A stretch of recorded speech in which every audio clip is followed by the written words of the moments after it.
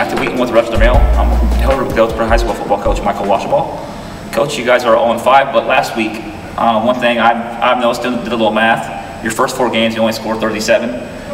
Last week, you scored 34 points, so that's got to be something you're happy about. Yeah, and I mean, it took a while to make that growth, and we talked about it after the Dunlap game that we had to make growth up front. You know, when we finally started hitting that week 3, and then you start seeing a lot of the other pieces we've been able to feature, other than, you know, Kobe with Connor in the run game, brought along some receivers. It's just some different pieces of our offense, you know, and it's taken a lot of the pressure off the offensive line by what we're doing. Obviously, coming up on Friday, Mulline's not an easy task. 4-1 right now. They had an easy one last week against United Township. I mean, how do you feel about playing the Maroons here on Friday? There's physicals we're going to see all year. They're very coached up. I think Coach Morrissey does a fantastic job since he's been there in his second year. You know, we were 7-7 with them at halftime last year, and then they pulled away in the second half and got a 35-7 win. So, you know, we've talked to our guys. A big thing's been playing 4 quarters like it's going to be a 4-quarter game, so we've been trying to mentally prep our guys.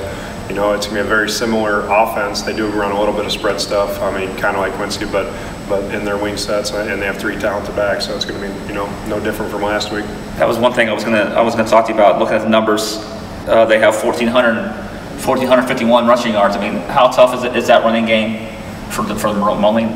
Yeah, I mean, and we saw number 5 come out, you know, in that probably, I think it was 28-7 last year, and he had 5 carries for like 105 yards, and then he played all the way through the playoffs last year. They had the transfer, number 32, moved in, who played on their basketball team, the one regional last year, and he's very talented. And they brought around number 22, one of their sophomores, and they have 3 guys that are very, very skilled and very deep.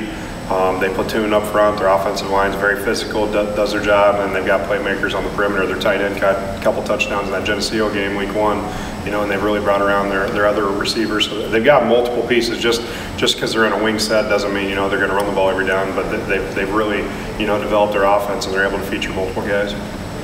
Quickly looking back at the Quincy game, what are some things you did like in the game that you saw from your guys? You know, I thought that our guys played for 4 quarters. That's been something that we've been preaching here for 4 weeks, going on 5 weeks last week. You know, I didn't see a guy flinch. They kept playing. You know, we catch that touchdown at that last drive. You know, it makes it a 2-score game.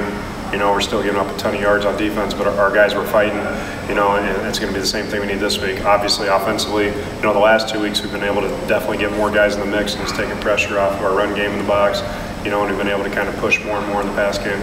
How are you feeling about the way you guys are playing defense? Obviously, the first few games were on the field a little bit longer than you wanted to be on. Last week, how'd you feel about the way they held up there against Quincy? I mean, we gave up over 500 yards on offense. That's unacceptable. But just the things we've been focusing on practice, you know, pursuit to the ball. You know, when a talented guy does make a guy miss, we have to have somebody else fitting in, you know, finishing tackles. We've kind of went back to basics. A lot of stuff we push in June and July, you know, and really tried to refocus that with our guys, because, you know, I felt like the last 2 weeks especially, we've really given up some big gains, you know, and it's been the death of our team, especially defensively, you know, just the big gains. I force them to put 10 and 15 play drives together, don't give up 60-yard hits, and then our offense is back on the field. And that's what the game was last week. It was a track meet. They score, we put together a 10-play drive, you know. We couldn't get out of that sort of game last week. All right, anything else you want to add about your team, Coach, about Friday night? Nope. All right, that was Michael Washabaugh, and I'm Matthew Wheaton.